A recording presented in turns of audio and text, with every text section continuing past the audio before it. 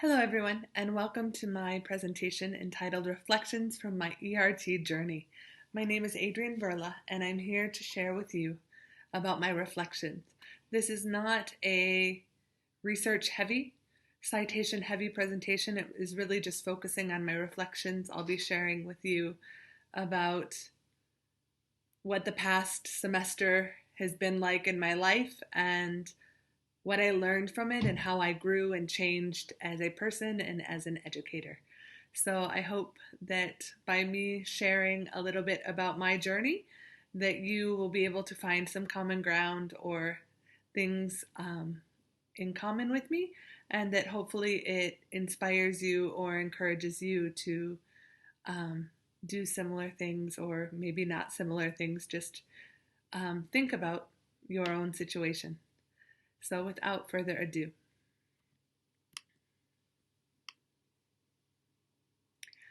April 2020. So the biggest thing as April 2020 rolled around was the question, are we going to go online? Are we going to be teaching face-to-face in a classroom, like you can see in the picture on the left, or are we going to be teaching remotely?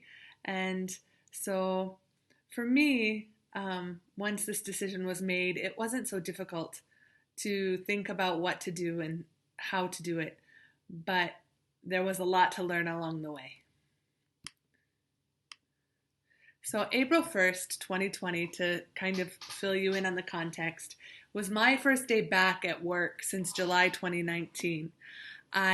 You can see in the picture my daughter. She was born in August 2019, so I had been away for one semester on maternity and childcare leave and was just coming back to work on April 1st. So as of April 1st, our official start date for classes was moved from the second week in April to April 20th.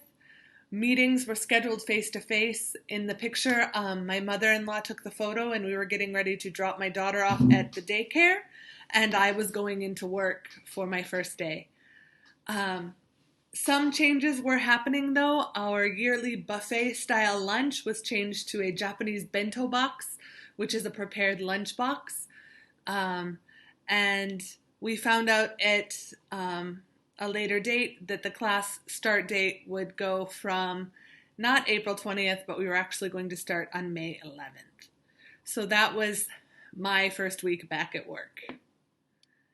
Then April 9th, the unthinkable to me happened. The daycares closed because of COVID-19 cases, which meant not only was I working from home, I was working from home trying to prepare classes that I, at that point, had not known if they were going online or would be face-to-face, and I had a 7-month-old to take care of. My husband was not able to take much time off during that time, so most of the child care responsibilities fell on me, which maybe to some people that is not surprising. But then it was decided that online classes would be held. On April 9th, we found that out. So as I started planning how to move everything online, I wasn't so nervous about the move online because I had studied for my MA. When I was getting my MA, I was doing face-to-face and online classes, so kind of a hybrid style.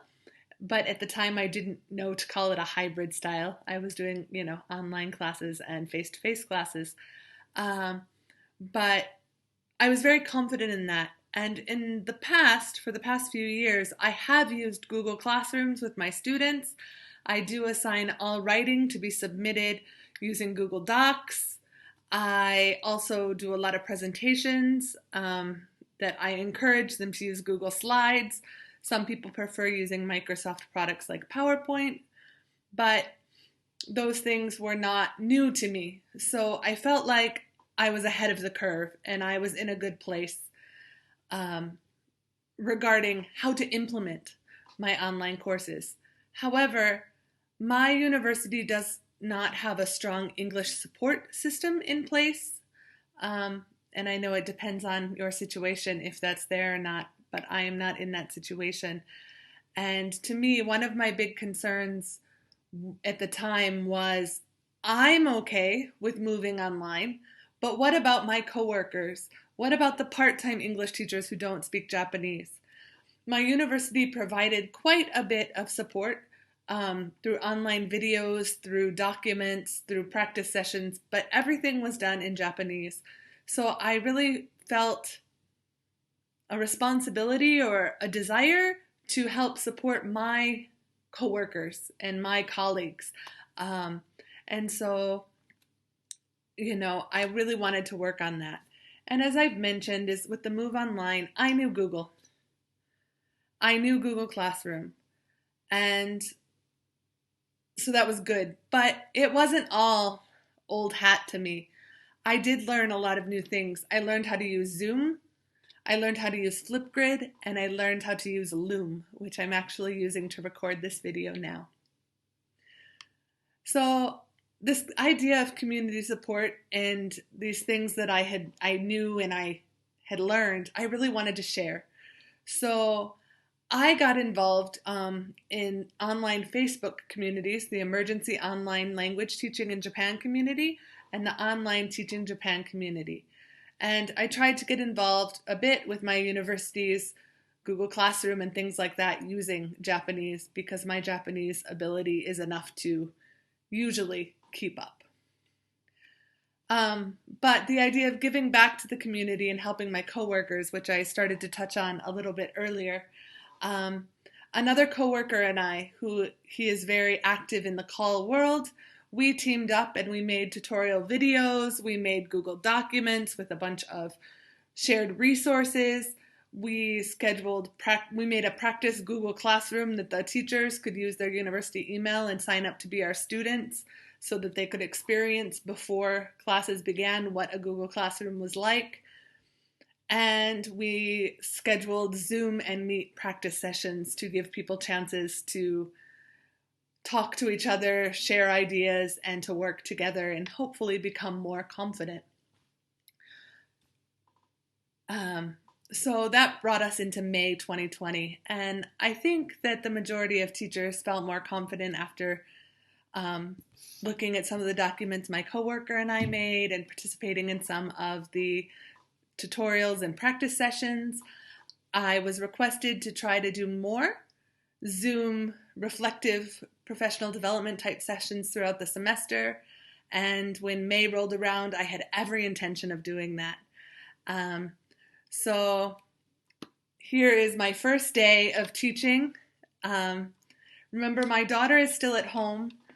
So I was very lucky, and my husband took the morning off my first day of classes to help me by taking care of my daughter so that I could try and at least get through my first day of simple introductions to my students, explaining the course, going over the layout of my Google Classroom, teaching them about Flipgrid, and assigning their first assignment. I know that's not the situation for everyone, and I was very, very thankful for that half day that he was willing to take off for me, which helped greatly. But yeah, so that was day one. And then as things got rolling, I call it the awakening happened. And basically there were moments where I wanted to throw my computer and throw my notes and do everything. I was living off of tea and coffee and water and all kinds of stuff. Because what I quickly learned was that while it was easy for me or comfortable for me to move online, it was not easy to prepare. So much time was needed, much more time than face-to-face lessons. I wish I had had a time clock to figure out how many hours and hours I put in trying to get materials ready for my next lesson. I was teaching a total of 4 different subjects in English using 4 different textbooks. So the majority of my materials could not be recycled. And so it was really a challenge. You can see here a self-introduction task, my student's first task. setting up a discussion board, making slides, back into Google Classroom. And one thing I ended up doing for me and for my students as well was the very last slide of every slide presentation I made all semester, so a total of about 30 slideshows. The very last slide was always a picture of my daughter and a comment related to whatever the topic was for the day. So this was from a grammar class learning about ing. So I love gardening. I am playing in a pot. And so in this way, it was just a way for my students to get to learn a little bit about my life. They were seeing my daughter because she was home from daycare, and just a kind of a way to share myself with them. As June and July rolled around, the biggest change was my daughter went back to daycare, which meant I could focus a little bit more on work during working hours. But the never-ending preparation, and it wasn't just materials design. Once things got rolling, every assignment you gave, you had to grade, right, or assess in some way. And so it was just never-ending work. And so you can see different Flipgrid assignments, Google Classroom assignments, and they just kept coming and coming and coming. But eventually it got to the end. And this slide is from my very last set of slides to all my students on the last day of classes where we used the textbook. And it was the first time I made an appearance in the slideshow. And so it went from talking about my daughter in first person saying I to talking about us. And I said, we've had a great time making slides for you this semester. Some of my students in their final reflections commented that they really enjoyed that, which made me glad I did it. But for me, it was also just a fun stress relieving way to get through the slides. Like, I would think to myself, ooh, what picture am I going to use today? Or I would purposely try to take a cute picture or a fun or silly picture to share with my students that I thought they would enjoy.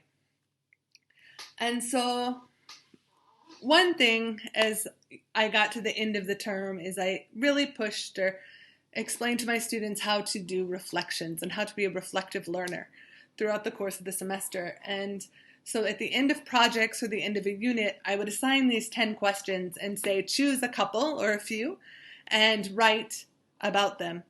So as I'm coming towards the end of my presentation with you all here, I wanted to kind of look at those questions and kind of talk about a few things. And now that the semester is over, I feel kind of a sense of relief that I survived it, but also a sense of trepidation that it's going to all be starting over again in less than 2 weeks.